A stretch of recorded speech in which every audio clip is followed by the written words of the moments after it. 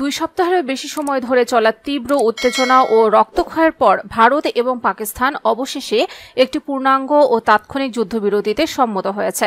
যুক্তরাষ্ট্রের সক্রিয় কূটনৈতিক তৎপরতায় এই যুদ্ধবিরতি সম্ভব হয়েছে বলে ধারণা করা হচ্ছে। মার্কিন প্রেসিডেন্ট ডোনাল্ড ট্রাম্প যুদ্ধবিরতির ঘোষণা দিলেও নতুন তথ্য বলছে, সংঘাত শুরু হওয়ার পর এক পর্যায়ে এমন কিছু ভীতিকর গোয়েন্দা তথ্য যুক্তরাষ্ট্রের হাতে আসে যা উভয় দেশের মধ্যে পূর্ণ মাত্রার যুদ্ধের আশঙ্কা সৃষ্টি করেছিল। সিএনএনের এক প্রতিবেদনে বলা হয়েছে, শুক্রবার সকালে এমন কিছু গোয়েন্দা তথ্য আসে যা স্পষ্ট করে দেয় যুদ্ধ যদি অব্যাহত থাকে তবে তা নিয়ন্ত্রণের বাইরে চলে যেতে পারে।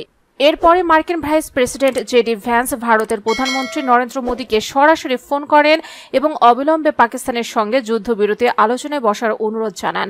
সিএনএনের তথ্য অনুযায়ী ট্রাম্প প্রশাসনের একটি উচ্চ পর্যায়ের দল ভাইস প্রেসিডেন্ট জেডি ভ্যান্স, পররাষ্ট্রমন্ত্রী এবং জাতীয় নিরাপত্তা উপদেষ্টা মার্কো রুবিও এবং হোয়াইট হাউসের চিফ অব স্টাফ সুজি ওয়ালেস টানা 48 ঘণ্টা ভারত পাকিস্তানের উত্তপ্ত পরিস্থিতি নিবিড়ভাবে পর্যবেক্ষণ করেছিলেন।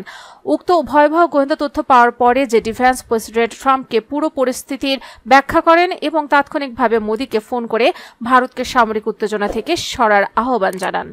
ফোন আলাপে ভ্যান্স হোয়াইট হাউসের উদ্বেগ তুলে ধরে বলেন, এই সংঘাত বড় ধরনের যুদ্ধের দিকে গড়াতে পারে, এমনকি পরমাণু সংঘর্ষেরও গড়াতে পারে।